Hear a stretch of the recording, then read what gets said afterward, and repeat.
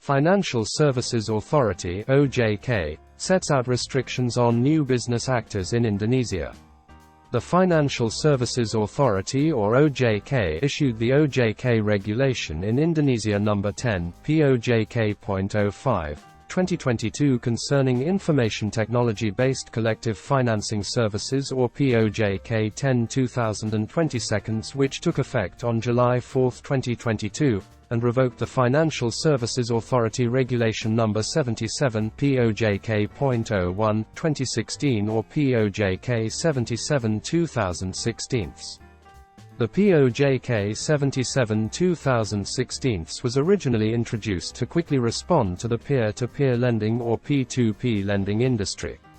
The latest financial technology law in Indonesia, POJK 10/2022, stipulates several new provisions for providers of financial technology peer-to-peer lending or fintech P2P lending, including a minimum paid-up capital of 25 billion Indonesian rupiahs and the obligation for the providers to have a minimum equity of 12.5 billion Indonesian rupiahs, as well as a provision for new providers to be able to obtain a business license for the implementation of information technology or LPBBTI-based funding services from the OJK permit, which is different from the previous provisions and must first pass the registration stage. Then, after being registered, a permit can be granted. Paid-up capital.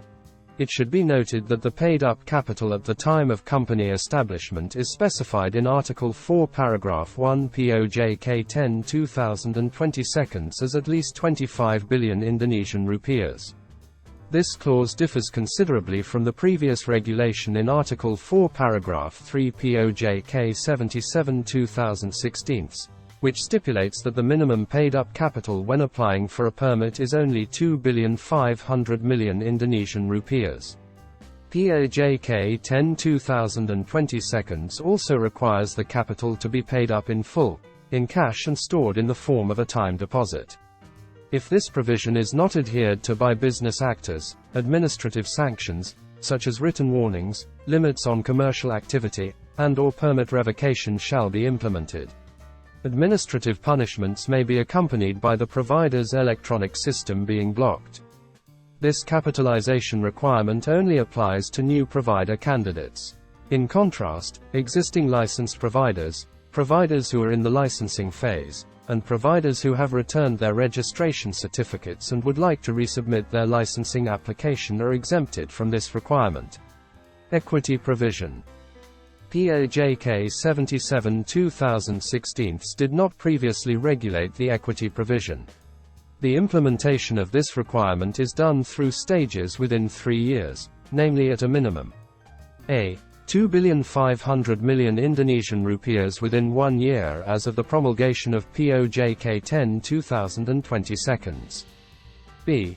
7.5 billion Indonesian rupiahs within 2 years as of the enactment of POJK 10/2022, and c. 12.5 billion Indonesian rupiahs within 3 years of the enactment of POJK 10/2022. It should be noted for the provider company that there are administrative sanctions for violating this obligation, which is the same as the violation of the previous provisions regarding paid-up capital, namely written warnings, restrictions on business activities, and/or revocation of licenses. The imposition of administrative sanctions may be accompanied by the blocking off of the provider's electronic system. Prohibitions for provider. Other than the previously regulated prohibition under POJK 77/2016, POJK 10/2022 also introduces several new prohibitions for the provider, notably 1. Prohibition against representing lenders to provide lending and/or provide an automatic lending feature. 2. Prohibition against allowing the members of the Board of Directors or BOD, Board of Commissioners or BOC, Sharia Supervisory Board or DPS, and employees as well as their affiliates to act as lenders. 3. Prohibition against allowing the members of BOD, BOC, DPS, and shareholders as well as their affiliates to act as borrowers. 4. Prohibition against having any loan, for example, bank loan, shareholders loan, and a loan from other sources, and 5. Prohibition against conducting any action that causes other financial services institutions under the supervision of OJK to violate and/or circumvent the laws and regulations. The provisions in POJK 10/2022 are different from the previous regulation in POJK 77/2016, which requires the registration of an electronic system provider or Penyelenggara Sistem Elektronik (PSE) before submitting a permit to the OJK. In contrast to the provisions of POJK 77/2016, what needs to be observed in POJK 10/2022 is that the provider can obtain permits before conducting the registration of PSE. In Article 8 Paragraph 1 of POJK 10/2022, fintech P2P lending providers must first obtain a permit from the OJK, then submit an application for registration as an electronic system provider to the authorized agency no later than 30 calendar days from the date of issuance of the permit from the OJK.